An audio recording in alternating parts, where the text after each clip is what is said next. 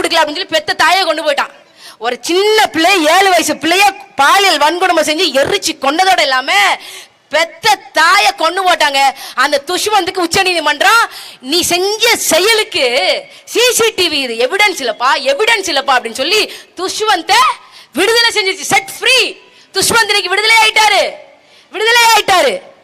இதாங்க இந்த நாட்டோட அரசியல் நிலைமை, இந்த நாட்டோட நீதிமன்றத்தினுடைய லட்சணம். Protection of Children from Sexual Offences Act, POCSO act 2012 வந்துச்சு. 15 ஆண்டுகள் ஆக போகுது.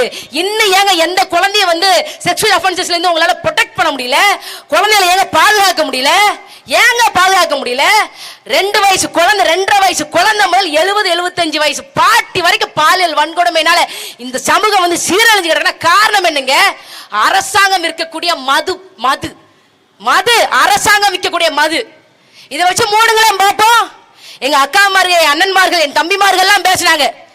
எப்படியாவது இதை வச்சு நீங்க இருக்கிற எல்லா மதுபான கடையை மூடிருங்களே. மூடுனா லாட்டரி மாட்டினுக்கு யார் பதில் சொல்றது? ஆதவர்ஜினாக்கு யார் பதில் சொல்றது? விஜய் ஆட்சி இல்லைங்க, ஆதவர்ஜினா ஆட்சி. லாட்டரி கடை, லாட்டரி ஓனர் மார்ட்டினோட ஆட்சி நடந்துட்டு இருக்கு. மன்னார்குடி மாஃபியா கேள்விப்பட்டிருப்பீங்க. மார்ட்டின் மாஃபியா ஆட்சியில் உட்கார்ந்துருக்க. நம்ம நல்லாட்சி. விஜய் ரொம்ப நல்லவருங்க, தூய சக்திங்க. தூய சக்தினா எதுக்குங்க 717 மதுபான கடையை மட்டும் மூடுறீங்க? எல்லா மதுபான கடையை மூடுனா தான் நீ தூய சக்தி. அதே 717 மட்டும் மூடுற. ஏன் மூடுற? சரி, இந்த 717 மூடுறேன்னு சொன்னீங்கல்ல, ஒரு வாரம் ஆச்சுல. 717 கடை எங்கெங்க இருக்குன்னு ஒரு வெள்ளை அறிக்கை விடுங்க பாப்போம். நாங்க தெரிஞ்சுக்கிறோம், தமிழ்நாட்டு மக்கள் நாங்க தெரிஞ்சுக்கிறோம். பிராடு பையங்க நீங்க. 717 எங்கெங்க இருக்கு? எங்கெங்க மூடிருக்கீங்க?